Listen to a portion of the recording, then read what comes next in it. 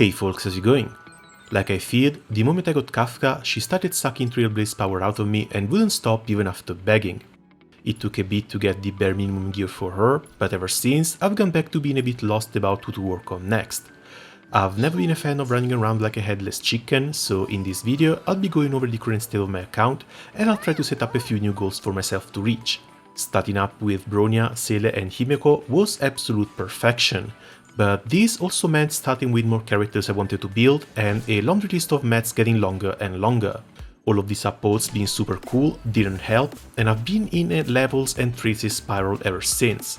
Before Kafka, Sele has been the only character I farmed relics for semi-seriously, and while she is still very far from decent, she's gotten a couple of OK pieces that let her bridal carry my ass through most of the game. Her gloves and boots being the main items I would want to replace. Her girlfriend even got her very own 5-star light cone, but all her relics are from the weekly bosses. The only stat she cares about should be speed and crit damage, but her entire set needs to be replaced with the new messenger one. Same goes for Natasha and almost every other support at this point. The 12% speed buff for one turn might not stack, but you can sync your supports in a way to have it up on a 2 out of 3 turns uptime. I've been farming it a little bit as a way to also get relic experience, and I've been putting the first pieces on Esta. Looking at her go from 140 to 200 speed after her ultimate is pretty funny, unlike the absolute lack of speed subs. This past week I've basically locked myself in the Sizzling Thunder domain. Kafka has been getting anything that rolled attack, break and effect hit rate, while the crit gear went to my criminally mistreated Jing Yuan. I promise I will build him someday. He won't end up like my Diluc. For now, I'm fairly happy about how Kafka turned out, with the exception of, again, the complete lack of speed subs. She needs at least 11 more speed, but for the moment I'm fine just having a second DPS with maxed out relics. Speaking of maxed out relics, the character with the most punchable face in the game has also been getting some upgrades. 120 break effect, 65% hit rate, 135 speed, with plenty more procs to go. If you told me on release that I would be giving Sampo priority over Himeko or Tingyun, I would have called the Mental Institute to take you away, but reality has become stranger than fiction at this point.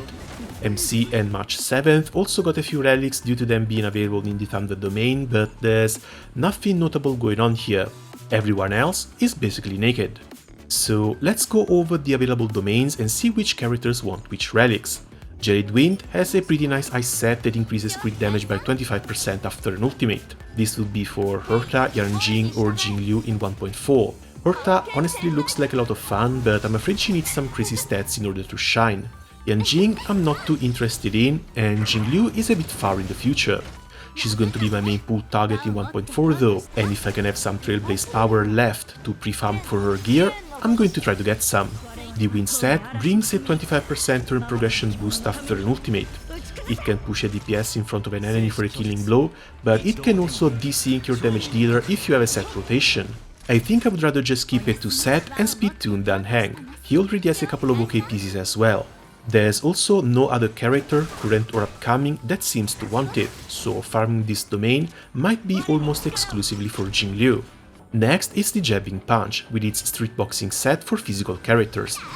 I don't think I'll ever turn MC back into it, but Sushang could sure use a few better pieces. Clara I don't have her yet, but I'm 40 standard tickets away from picking my 300s, and I should hit hard PT on another 5-star soon before that happens. Fingers crossed I'll be able to work out with Bailu and Clara, but this is still pretty far in the future as well. Luca could also use it, but I really don't want to spread myself even thinner.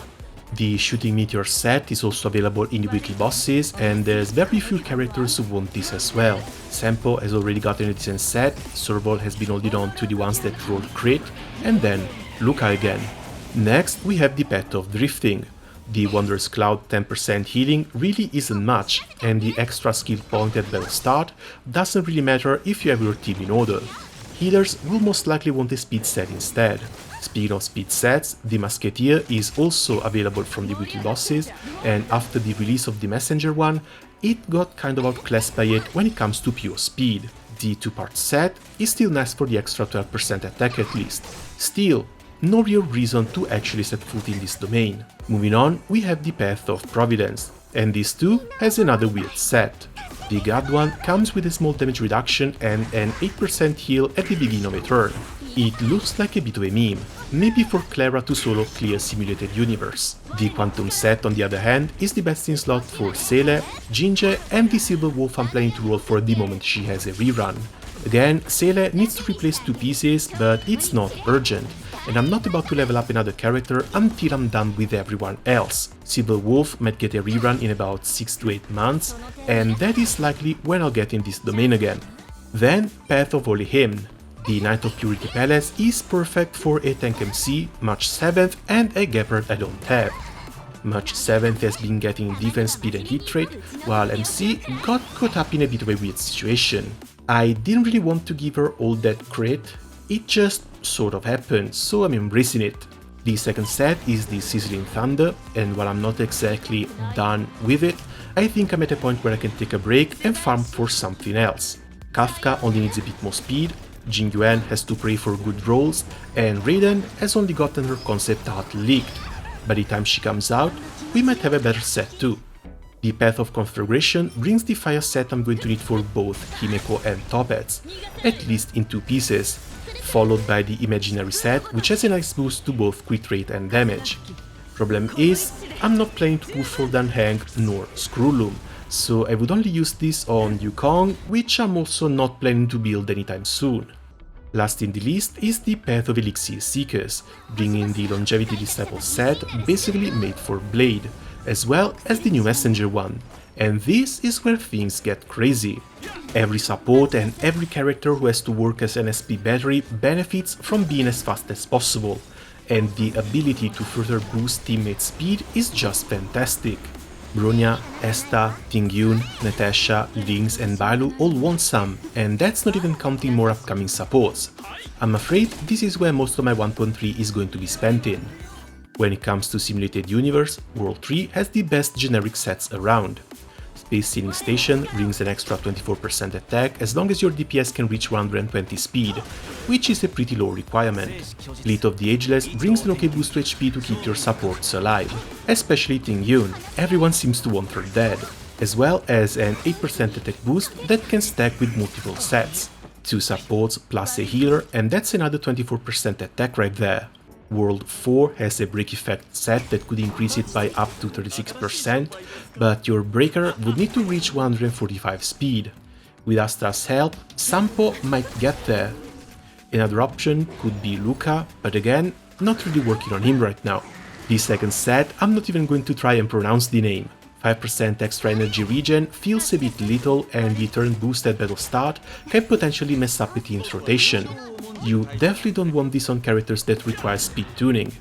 World 5 brings the Pan-Galactic Commercial Enterprise. At first glance, 25% boost to attack is 1% higher than the Triple S, but it takes 100% effect hit rate to get it, and that seems unlikely to reach without a hit rate chest piece.